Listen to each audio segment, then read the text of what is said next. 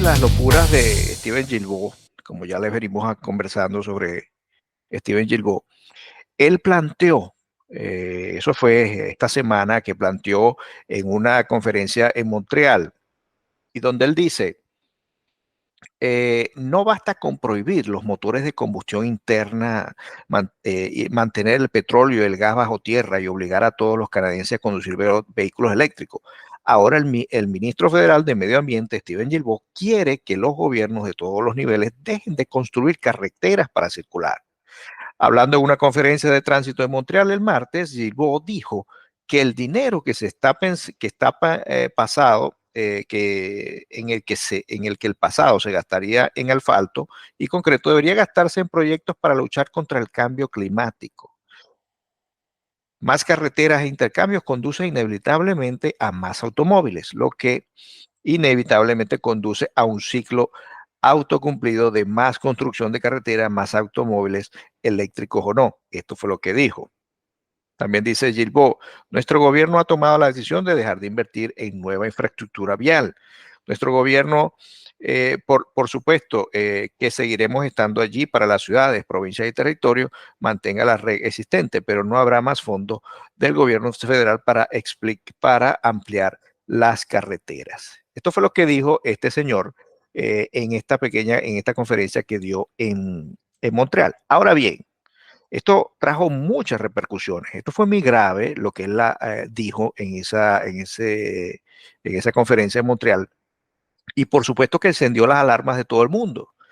Y la primera que enciende la alarma es la primera ministra de Alberta, quien le hizo una muy buena réplica y le contestó de manera muy acertada. Vamos a ver si podemos compartir lo que mencionó Daniela Smith sobre esta postura bastante desquiciada de Guilbeault. Ahora bien, hay algo también aquí importante. Guilbeault, después de todo este escándalo, sale al otro día a decir, no, me malinterpretaron. No fue eso lo que yo quise decir. Yo lo circunscribí a una zona en Montreal y de verdad que me malinterpretaron. Claro, en vista de toda la debacle que hubo en lo que tiene que ver con la aceptación que tiene su política climática, por supuesto que evidentemente que él tiene que buscar la forma de justificar o decir, bueno, me malinterpretaron, no fue así. Vamos a ver exactamente qué fue lo que tuvo que decir Steven Guilbeault después de estas declaraciones donde tuvo que recoger vela. We don't have funds for large projects. Your government's spending $160 million to widen the Trans-Canada up in Minister O'Regan's place. What do you mean when you say you don't have funds for large projects to fund road networks in this country? ¿Qué quiere decir cuando dice que que no tienen más fondos para invertir en lo que tiene que ver con caminos y carreteras? ¿Qué quiso decir con eso? Thank you very much for your question, David. As opposed to the leader of the opposition, Pierre Poilievre, who seemed annoyed every time one of your fine people ask him a question, I, in fact, think it's a privilege to be asked a question by you as a federal cabinet minister, and I'm happy to take your questions. I was happy to answer your question this morning, David, and I'm happy to answer your question this afternoon. What I said is, and I specified that I should have been more specific in that conference that I gave last week in Montreal. I was referring specifically to projects like the Troisième Lien, but in that same conference, I specified that we still have funds, obviously, to maintain and enhance our road network across the country. But I was talking specifically about projects like the Troisième Lien that the CAQ government in Quebec wants to move forward with, which is something myself and many of my Quebec cabinet colleagues have said time and time again. This is not a new policy at all. Bueno, escurre el bulto diciendo, mira, primero, estoy muy feliz de que me hagas esta pregunta. Realmente Pierre Poilievre es el que lanza estas cosas para malponerme, pero fíjese que es lo que dice, no, eso lo dije yo, fue circunscrito en una área específica que estaba yo en Montreal, en esa conferencia que estaba en Montreal, pero yo no me referí nunca. Entonces, claro, él tiene que salir a decir esto porque evidentemente que se encendieron alarmas a nivel nacional. ¿Cómo es posible que el ministro de Ambiente esté sugiriendo que no se va a invertir más dinero en carreteras y caminos porque no quiere que haya mucho más carros y que no haya más vehículos, que aunque sean eléctricos igual, él quiere que la gente camine, ¿no? De verdad que este señor se ve que no ha salido de lo que tiene que ver con la Rue San Catherine, que es una rue muy popular aquí, donde está la UCAN, donde está todas esas universidades progres, y que me imagino que él de allí no ha salido, ¿no? Y prácticamente parte de esto eh, es lo que le dice Daniel Smith seguidamente en un podcast que le hacen y ella aprovecha de meterle por supuesto, la cizaña a este señor. Vamos a escuchar a Daniel Smith. Well, Premier, yesterday the Federal Minister of Environment and Climate Change, Stephen Guilbeault, made quite an announcement. He announced that the feds won't be building any more roads in Canada. Now, he has since walked those comments back, saying that he was misinterpreted. In any event, it was pretty clear. Sí, dice que le parece estas palabras que dijo Steven Guilbeault sobre que no va a haber más camino y que la gente tiene que caminar, caminar y caminar. Ella, fíjense cómo hace con la cabeza así como negando, ¿no? What he said, and to not build any more roads in a country like Canada where we're growing, I think of Alberta, is just plain bizarre. Your reaction to what he said? Well, it's like he's never stepped foot outside of Montreal. I mean, I can understand if all you have ever done in your life is lived in an urban environment where you can take the bus. I can understand that you might not know how big this country is. You might not know where resources get developed. You might not know that when you have a country as vast as Canada, not only east to west, but north to south, you need roads to drive on. So the problem with Guilbeault is that he's getting increasingly erratic and bizarre. The more every time he opens his mouth is to come up with some new unattainable policy pronouncement. And the only thing that I scratch my head over is why his caucus and why his cabinet have not done something about him. He's destroying the credibility of the Liberals. He's destroying national unity. He's acting in a lawless way because it's not abiding by the Constitution or by the decisions of the courts. It's just mystifying that he continues to be out there making these ridiculous pronouncements. I suppose the good news this time is it wasn't just me who had to say what lunacy this was. You had Doug Ford who also weighed in, as well as David Eby in British Columbia weighing in. So if you've got premiers from all across the country with different political stripes all saying the same thing, there's one person who's wrong, and it's the environment minister. Yeah. Bueno, fíjense que ella dice, yo no sé, Steven Guilbeault cada vez está más errático, cada vez hace estos nefastos pronunciamientos totalmente errados, y esto se le debe a una persona que evidentemente nunca ha salido de Montreal. Efectivamente, para los que no saben, la mayoría de los que acompañan el gabinete de Justin Trudeau son quebecuaces montrealés. La gran mayoría de ellos son de Montreal, de los que están más cercanos a él. Y bueno, son esos muchachos progres que siempre fueron los más consentidos, estudiaron en la universidad, pero bueno, esos muchachos que en verdad nunca trabajaron, porque en verdad Steven Guilbeault fue un activista de Greenpeace durante toda su vida. Justin Trudeau no se le conoció otro trabajo más que creo que era sustituto de teatro, como profesor de teatro, sí, pero en verdad nunca ha tenido un trabajo que pudiéramos decir que pueda tener la envergadura de un primer ministro. Evidentemente, eso es algo que notar, y por supuesto Daniel Smith hace clara referencia a Steven Guilbeault diciendo, yo creo que él nunca salió de Montreal, no conoce nuestro país, no sabe que nuestro país es mucho más grande que Montreal, y evidentemente esto es cierto, ¿no? Steven Guilbeault es un señor totalmente impresentable que no tiene idea ni siquiera de dónde está parado, más allá de todas las consignas climáticas que desde el Foro Económico Mundial siempre se trae. Y bueno, siguiendo un poco con estas erráticas políticas climáticas, de alarmismo climático que tiene el gobierno liberal de Justin Trudeau, rompe la noticia donde dice, los datos del gobierno demuestran una reducción neta de cero en las emisiones del objetivo de fertilizantes para 2030. Es decir, quieren empezar a reducir lo que son los fertilizantes para la agricultura, ¿no? Y esto más o menos dice la nota, dice, el objetivo de reducción de emisiones de fertilizantes del gobierno liberal conducirá a un cambio neto cero en las próximas emisiones, en las emisiones para el 2030. Claro, esto es la teoría, esto es lo que ellos creen, ¿no?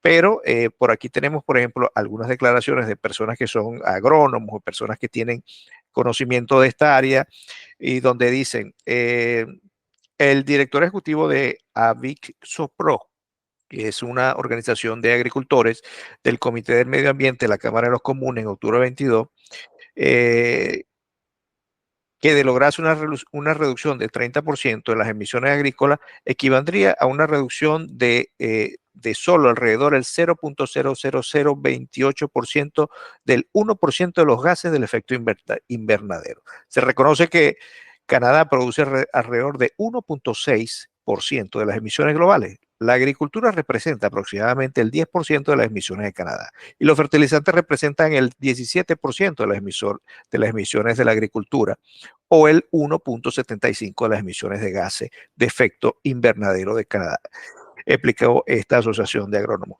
Entonces, si redujéramos nuestras emisiones a 30% en Canadá, todas las fuentes de fertilizantes equivaldrían al 0.0028%.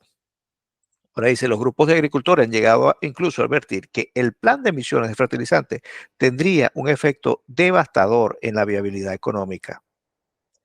Dicen, el objetivo, en noviembre del 2023, la Asociación Municipios Rurales de Saskatchewan estimó que los agricultores del oeste de Canadá podrían perder cerca de 841 millones de dólares en ingresos si se cumpliera este objetivo. Evidentemente se reduciría lo que es la producción agrícola con esta medida de la reducción de emisiones por fertilizante.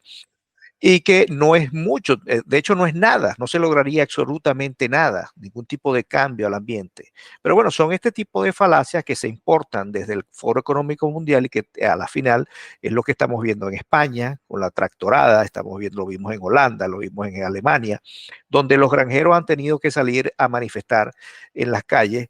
Pero bueno, ya este señor quiere empezar a asomar esto para empezar a hacer esta reducción. Y por supuesto, aquí en Canadá, en un país donde la mitad del año estamos en invierno y totalmente congelados, las tierras congeladas, pues dígame usted qué va a poder ocurrir si reducimos a la final nuestra capacidad alimentaria agrícola. De sembrar la conciencia de las personas para que sean críticos, para que todos y cada uno de ustedes sean críticos del gobierno que tenemos encima, ya que nos quejamos mucho de los gobiernos de nuestros países de origen, pero venimos acá y tratamos de mirar de perfil, hacernos los locos, tratar de seguir metidos en una burbuja sin que nos demos cuenta que esto a la final nos va a explotar en la cara.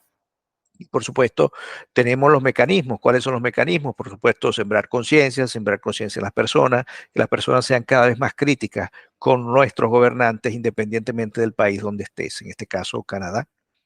Y bueno, esto es parte de este panorama que nos dibuja los liberales de Trudeau.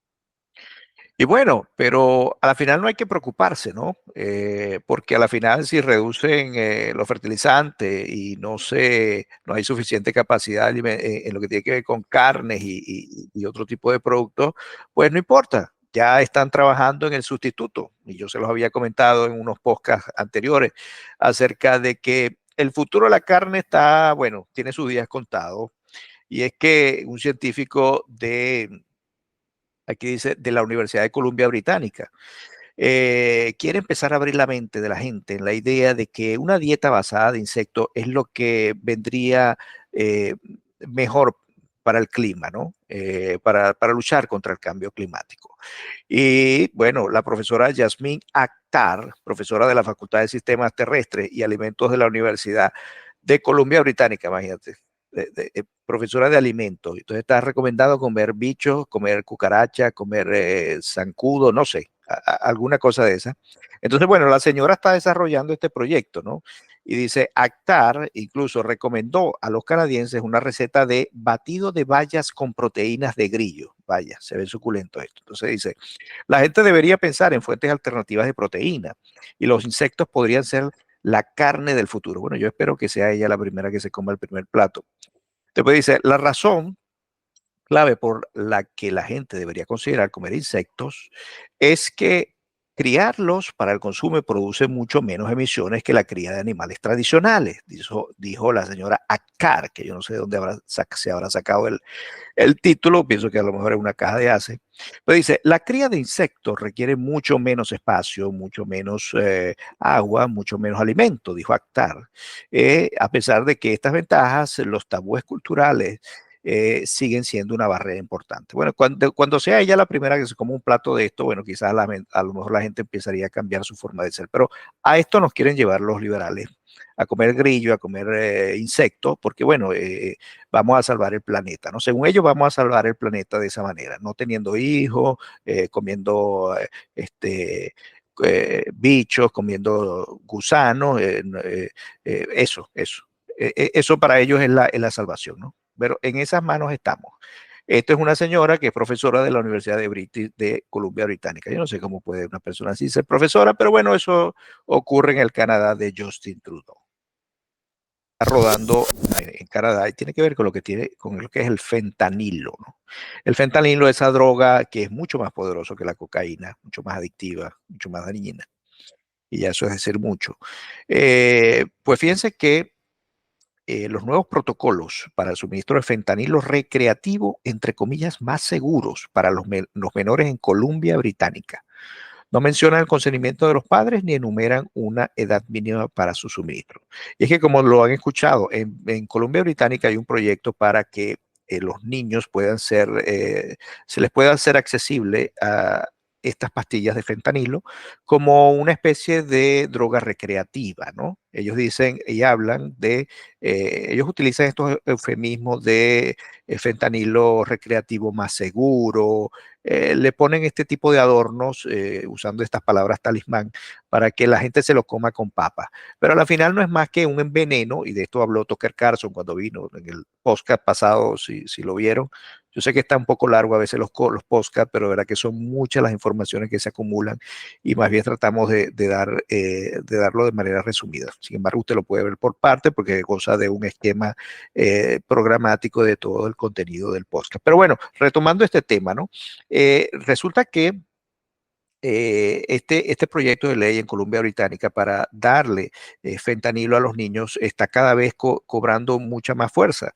Y es que en un claro pisoteo de los derechos de los padres, Columbia Británica autorizó recientemente el suministro de fentanilo lo llaman suministro más seguro a los jóvenes de toda la provincia. Según dice la nota, independientemente de si los padres están informados o no, o están de acuerdo con esta medida. Es bueno este dato que dice que más de 36,000 personas en Canadá murieron por sobredosis de opioides entre 2016 y 2022. Aproximadamente 20 personas por día solo en el 2022. Los programas de suministro seguro, entre comillas, están destinados teóricamente a ofrecer a las personas que consumen drogas una alternativa a los productos callejeros tóxicos que pueden contener opioides mortales como el fentanilo. Es decir, ellos tratan como de dar un fentanilo light, ¿no? Como un fentanilo puro, purificado, filtrado, ¿no? Esos son los eufemismos que ellos utilizan. De las más de 7,300 muertes por sobredosis que ocurrieron en el país el año pasado, el 81% estuvo relacionada con el fentanilo, según los datos de la Agencia de Salud Pública de Canadá. En un giro triste, las mismas leyes que permiten al gobierno administrar fentanilo recreativo a los niños sin el consentimiento de los padres, también prohíben a los padres evitar que a sus hijos, a un tratamiento de adicción involuntario. En otras palabras, el gobierno no le ayudará a obligar a su hijo a dejar de fumar, pero les dará los medicamentos seguros, entre comillas, y limitados contra su voluntad.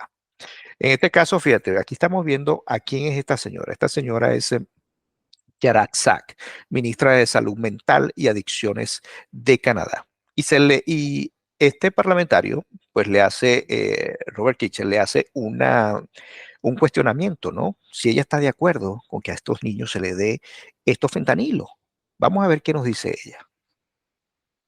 Protocols that work best for them. Giving very potent opioids to children, of which the Canada.ca website says very clearly a few grains can kill you. Is that appropriate? So, Mr. Chair, my colleague did ask this question before, and I believe we've already tabled all the proofs on safer supply, and I'll be Le dice, ¿es seguro darle a los niños un fentanilo? Y dice, bueno, ya yo lo respondí en un informe, ya yo lo había dicho. Happy to table them again for further That's reference. not the question, Minister. My question is do you think you should be giving an incredibly potent synthetic opioid? Mi pregunta no es esa. ¿Está usted de acuerdo con darle este potente droga a los niños? Of which a few grains can kill you, to children? Yes or no? Simple.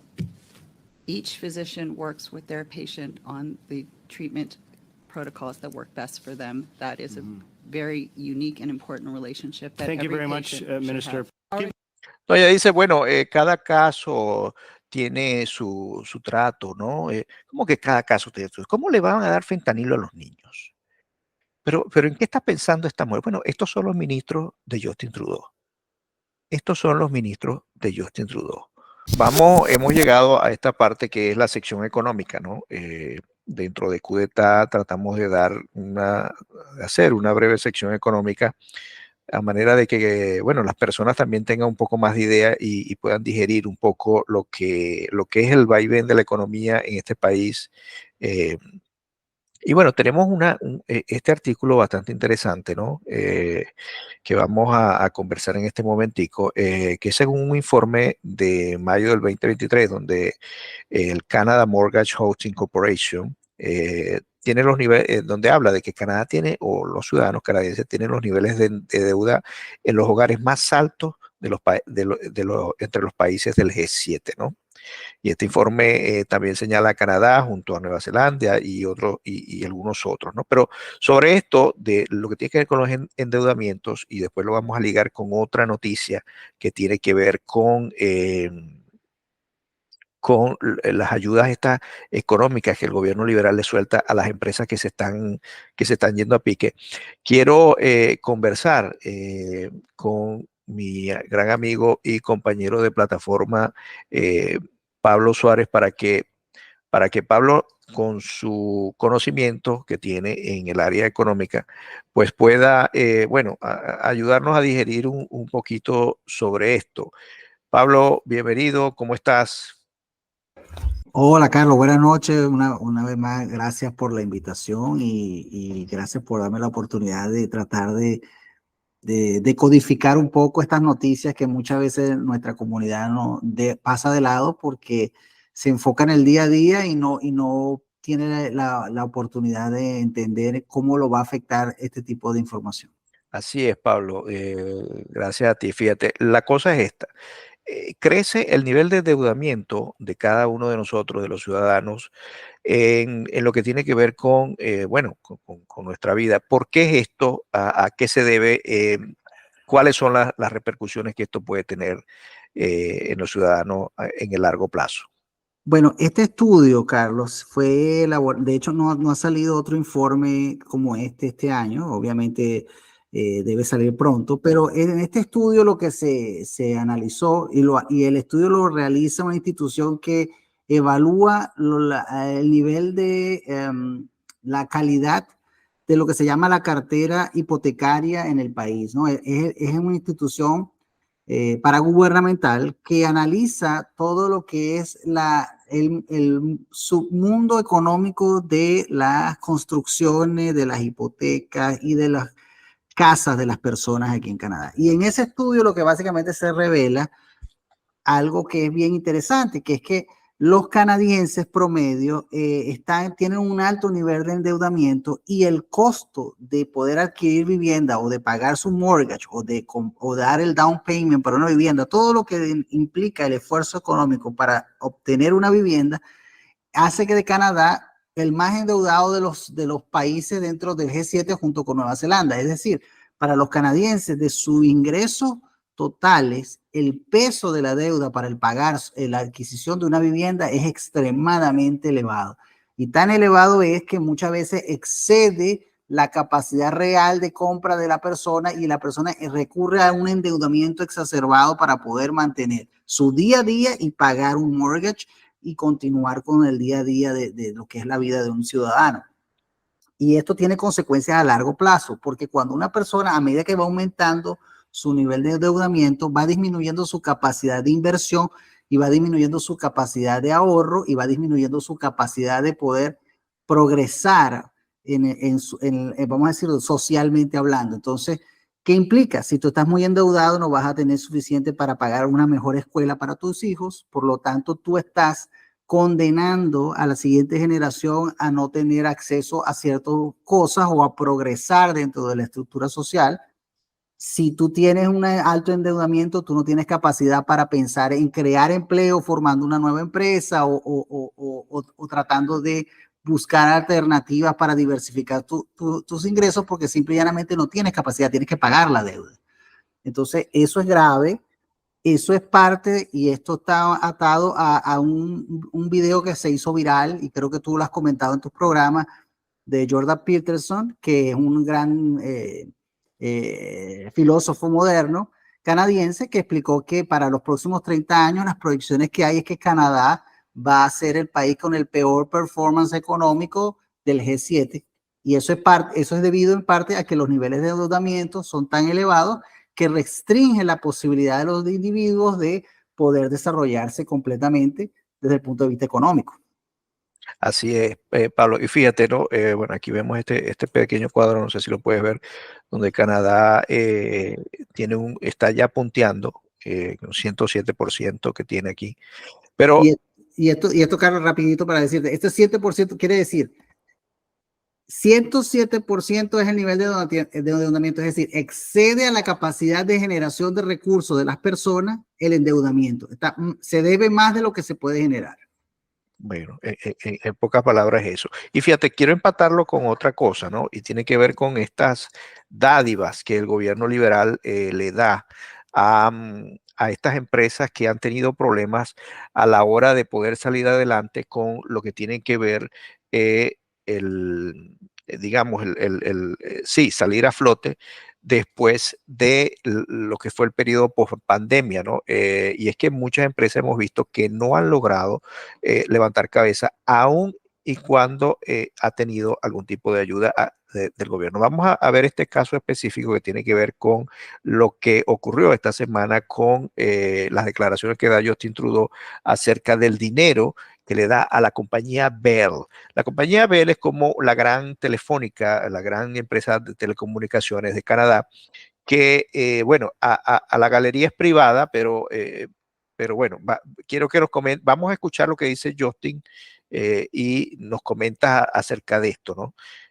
Vamos a escuchar rapidito, no lo vamos a escuchar todo, pero por lo menos la primera parte. Small on the Bell Canada layoffs of 4,800 people across the country.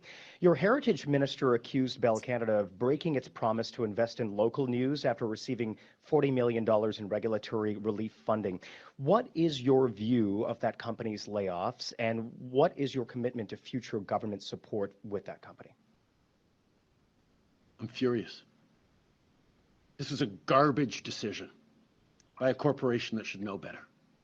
We've seen over the past years journalistic outlets, radio stations, small community newspapers bought up by corporate entities who then lay off journalists, change the offering, the quality of offering to people.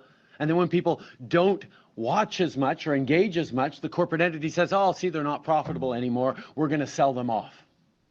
This is the erosion, not just of journalism, of quality local journalism, at a time where people need it more than ever, given misinformation and disinformation, but it's eroding our very democracy. Our abilities to tell stories to each other of how people's lives are, stories that reflect our own communities and not, central offices in our biggest cities, is part of what binds this country together from coast to coast to coast. Bueno, coast to coast to coast, yo creo que él no tiene ni idea de dónde está parado, Pablo. Que él está furioso. ¿Por qué está furioso él, Pablo? Bueno, Carlos, esto aquí de verdad a mí me dejó en shock cuando yo vi esta información, porque para un primer ministro de un país desarrollado como Canadá, miembro del G7, como hablamos en el comentario anterior, que él haga una completa abstracción de lo que es la realidad empresarial, corporativa, económica de un país capitalista como Canadá, me generó un shock. ¿Por qué? porque él está hablando de que la ayuda que le dio el gobierno, el relief que le dio el gobierno a esas empresas, era a cambio de qué? A cambio de que esas empresas iban a mantener los trabajos, los empleos de las personas que tenían y para garantizar una claridad o una transparencia en las comunicaciones. Número uno, hay un elemento político allí porque hay una especie de compra de líneas editoriales. Eso ya el tema político te lo dejo a ti, tú lo puedes desarrollar mejor, pero desde el punto de vista económico, ¿qué pasa? Él está desconociendo una realidad, que es que hay un problema de capacidad de consumo de los ciudadanos canadienses y una empresa privada que compite en el mercado, como en teoría el US Bell, no puede garantizar que por recibir un dinero él no va a necesitar reajustar su plantilla de trabajadores si el negocio no da, si el negocio no genera los ingresos necesarios para mantener esa plantilla de trabajadores, si no es productiva, en otras palabras. Entonces, él desconoce de manera alarmante que existe un concepto que se llama productividad en unas empresas. Las empresas tienen que ser productivas, eficientes para que puedan generar lucro y ese lucro beneficia a los accionistas de esa empresa, a los trabajadores de esa empresa y últimamente al gobierno porque paga impuestos a razón de ese lucro que ellos generan. Es decir, perdón, bueno, porque yo lo que veo es que Trudeau cree que Bell es un ministerio, ¿no? Y que lo maneja como un ministerio. Él dice, bueno, si yo le estoy dando un dinero porque tienen que despedir 5,000 personas con layoff, bueno, señor, lo están despidiendo porque el mercado está contraído, hay una recesión económica que nadie dice nada y por supuesto que evidentemente que no se puede sostener una empresa que se dice privada solamente con puro subsidio, porque ellos viven de un mercado. ¿Es así, Pablo? Es así, es correcto. Entonces, él aquí está hablando desde un punto de vista político, como si él tiene exactamente como tú lo dices, un ministerio o es un órgano, una extensión del Estado canadiense que tiene que mantener los trabajadores porque simple y llanamente está dentro del presupuesto de la nación. Eso no cabe en un país como Canadá.